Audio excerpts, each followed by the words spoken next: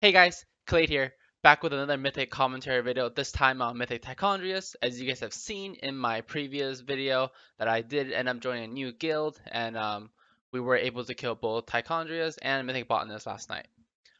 So for this fight, there's a few ways that people can do this fight. I think a lot of what people do is they kind of stack 6 bloods, and then they have melee AoE them, where you can just only every time you get 3 ads, you take them out. You can either have melee DPS them or range DPS them.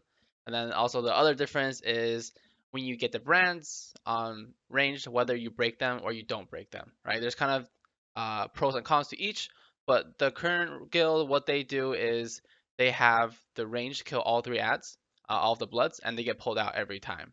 So essentially for me, for this fight, when I'm actually hitting Tichondrius, it's literally just a patchwork fight for melee. And you'll see that reflected. I'll just be sitting here the entire time hitting him. And if I ever get stuff, I'll walk out. For example, right there, the Secret Swarm that you just saw go out. What's going to happen is anybody that has a Plague, in Mythic, instead of everybody getting damaged when you have the Plague behind you, whenever they do the Swarm, only the person in the front gets hit. So what a lot of guilds do is they have either their tank or they can have rogues stand in the front of everybody else that has a plague buff. You stand in a line, and then when he does the swarm, it'll only hit the guy in the front. So in this situation right here, I come up for my swarm ready. It's going to hit that Bazarath Druid, and he's going to take everybody's hit by himself. And as a tank, they have cooldowns that can mitigate it, so it's much easier for them to deal with it. I know some guilds they do use their rogues. Rogues are able to cloak the initial hit, and then they just keep fainting for the rest of the time that they have the debuff. And then so I think this guild also does a bunch of other stuff. Like for example, they'll switch the tanks, right? So the druid was done, so now they're gonna have the pally do it. Eventually later on in the fight, they're also gonna even have the holy priest do it because the holy priest does have that legendary that gives them spirit redemption when they die, and then they'll come back to life for free essentially. I think at one point they also do use the shaman res totem, so that's also an option. But here, of course, when the spires come up, just like normal and heroic, make sure you just get behind them because they do a lot of damage in Mythic and it will kill you. So usually for this phase, you do want somebody to be AoEing the ads. So that Essence of Night buff that I get is very important, especially if your job was to kill the bats. You definitely want to pick that up as soon as possible, and your raid should be giving you the first few, because the way that buff works is when you first pick it up in the bat phase, you'll get the 30 damage buff. And then once you leave the bat phase, you'll extend that buff by 30 more seconds. So it actually does matter when you get that buff. You ideally want your guys that are killing the bats, all of your AoEers, so that's us. As Fury Warriors, we do have very good, that on-demand burst AoE. So we do want to pick that buff as fast as we can, so we're able to AoE all the bats and help with the guild and killing them. Because what happens is everybody that comes out of that phase needs to get that debuff. Because if you don't have that debuff when you come out of the bat phase, you just literally instantly die, and that's the mechanic. So you need to make sure at least 20 bats are killed, right? So at least everybody can get a buff. So that phase lasts for 20 seconds. So what you want to do is, and your battle cry lasts for 7 seconds, right? So obviously you want battle cry and Odin's Fury up. And then also, as you get further into that bat phase, more and more. So right here, you guys saw that priest is dead, but obviously the priest died on purpose because she was purposefully taking the swarms. But getting back to the bats phase, you do want to use all your cooldowns there, and you want to use it at around 9 seconds left, so that way you can kill the ads, with as many ads out there as possible, but still give you enough time to pick up the buffs. All right, so then we're back on Tichondrius here. Pretty much just keeps going with the single target rotation. See, I think so. Right here, Atmos, he does get the 2 debuffs. So the raid was telling him to, you better start fainting because you have 2 debuffs of the plague and it's going to hit like a truck. So he does manage to survive, and I think he's cheat at the proc. You guys can see that on his raid frames debuff. Um, I pretty much popped Rallying Cry because I saw a lot of people getting dipped out and dipping low, and luckily I did because some people barely survived. I assume that was a Brands that hit the raid. And then I'm not sure what happened there, but I guess that there's like a taunt mishap there, and Tycon just kind of moved a little bit.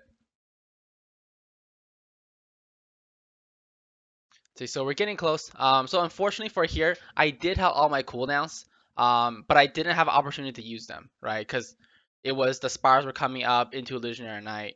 Of course, you don't want to use your cooldowns right as spires gonna come up because you're literally gonna die. So my rate is nice enough to give me that first buff, so I'm able to have that buff as long as I can into this phase.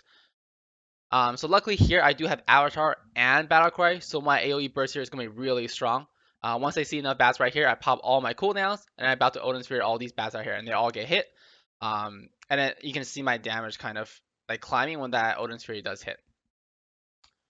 So luckily we do break out. We do manage to kill 25 ads, as you can see by the add-on. So of course there was enough for everybody to pick one up. And we do all manage to go through to this phase. And this is the phase that you lost because you can't. It's essentially if you get to like the third bat phase, you're just gonna wipe when you come out of it pretty much. So we do lust here.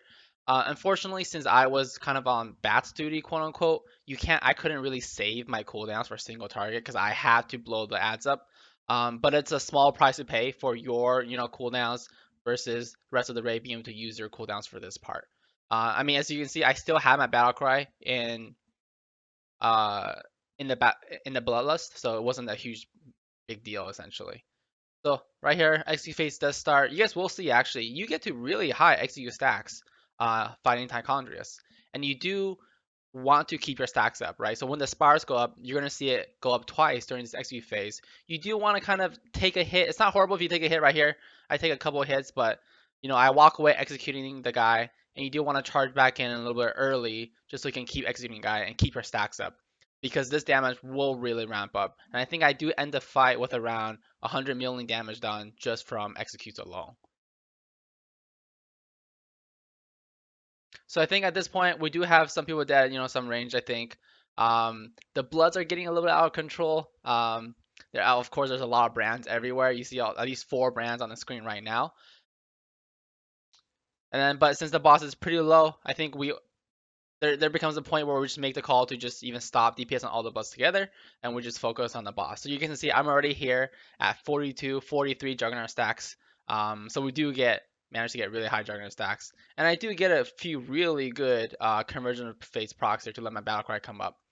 So what happens here is Echoes of the Void comes up, and I'm like, oh shit, the spires come up, but the boss is almost dead, right? Unfortunately, I hit that Bloodthirst before I popped Battlecry, so it didn't come up. But luckily, Gaze of the Valkyrie proc, you can see that little Valkyrie flying there, protecting me from the fight essentially, because I would have definitely died right there and not gotten that last few Battlecry buff executes off. But luckily for once, that cheat death proc for me during the fight, and it really worked out in my favor. But yeah, that's it for this video, guys. Let me know what you guys think about the video, about the commentaries. Next will be Mythic Botanist. Thanks for watching the video, guys. See ya.